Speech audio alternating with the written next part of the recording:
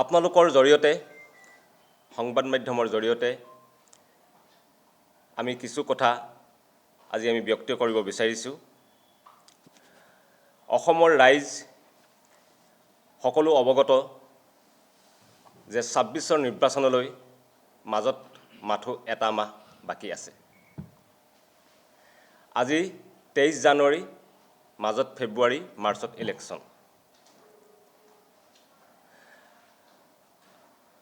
অসমৰ ৰাইজে এইটোও জানে যে অসমৰ পৰিৱৰ্তনকামী জনগণে, অসমৰ পৰিৱৰ্তনকামী ৰাইজে এইবাৰ সকলো বিৰোধী দলে একলগ হৈ যুঁজি বিজেপিক শাসনৰ পৰা বিদায় দিয়াটো বিচাৰিছে। আমাৰ ৰাইজৰ দলৰ মূল কথা এটাই, যিকোনো প্ৰকাৰে বিজেপিক শাসনৰ পৰা বিদায় দিয়া।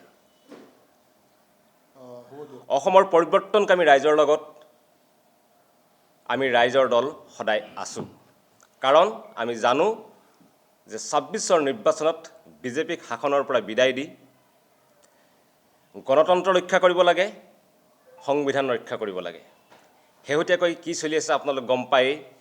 আজি আমাৰ দলৰ সভাপতি অখিল গগৈ ডাঙৰীয়াই এটা বিস্ফোৰক ভিডিঅ' ফাদিল কৰিছে, যি ভিডিঅ'ত প্ৰমাণিত হৈছিল যে কালি বকো সমজিলাৰ উপায়ুক্তৰ কাৰ্যালয়ত নিশা বিজেপিৰ জিলা সমিতিৰ সম্পাদক দুজন বহি লৈ কিদৰে তাত ভোটাৰ তালিকাত নাম ভৰ্তি কৰি আছিল।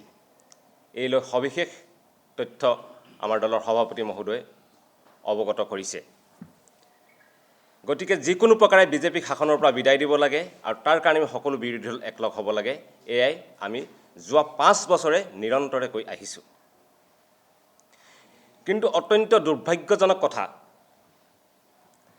যে এটা ৰাজনৈতিক দলৰ, যি ৰাজনৈতিক দলক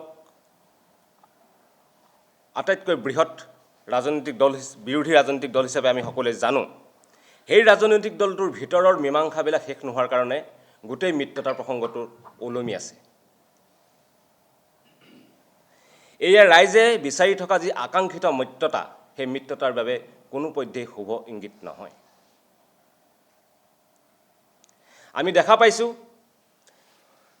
বিহাৰত কিদৰে নিৰ্বাচনৰ দুদিন আগলৈকে মিত্ৰতাৰ প্ৰসংগ ওলমাই ৰখা হৈছিল আৰু তাৰ ফল কি হৈছিল সেয়াও আমি দেখিলোঁ।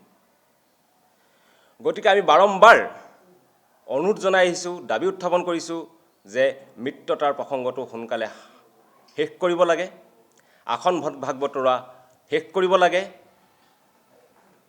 আসন বতৰা শেষ কৰি মিত্ৰতাত চিলমোহৰ মাৰিব লাগে। কিন্তু আজি ২৩ জানুৱাৰী, মাৰ্চত ইলেকশ্যন, মাজত ফেব্ৰুৱাৰী। কিন্তু মিত্ৰতা কেতিয়া হ'ব? আসন ভাগ বতৰা কেতিয়া হ'ব? কমন মিনিমাম প্ৰগ্ৰেম আমি কেতিয়া তৈয়াৰ কৰিম?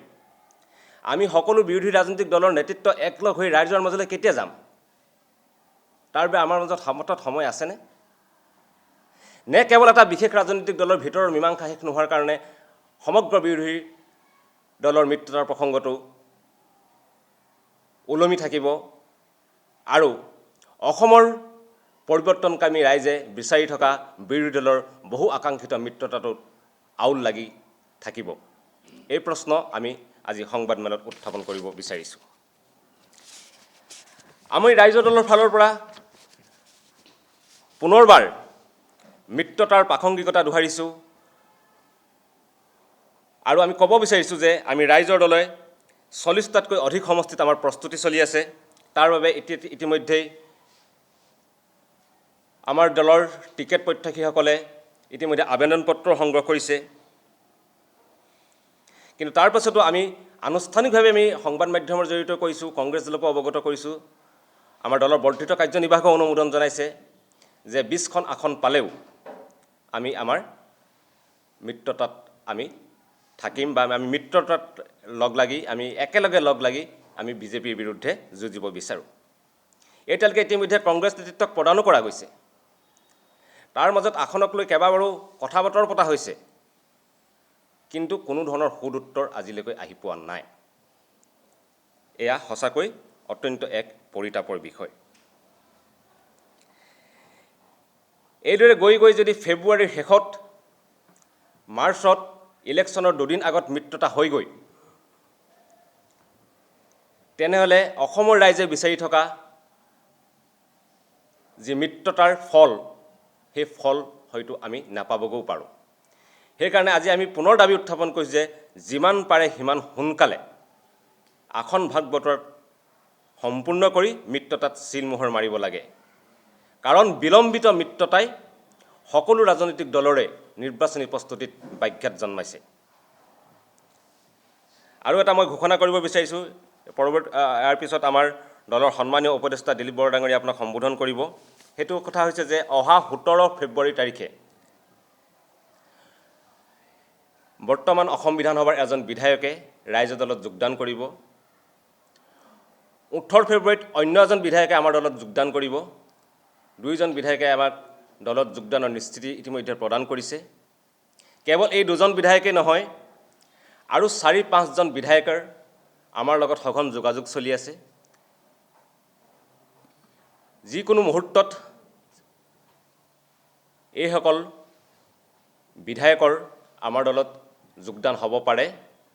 কিন্তু 17 ফেব্ৰুৱাৰীত এজন বিধায়ক আৰু 18 ফেব্ৰুৱাৰীত অন্য এজন বিধায়কৰ যোগদান আমাৰ দলত ইতিমধ্যে আমি যোগদানৰ তাৰিখ ঘোষণা কৰি দিছোঁ। 17 আৰু 18 ফেব্ৰুৱাৰীত দুজনকৈ বিধায়কে আমাৰ দলত যোগদান কৰিব।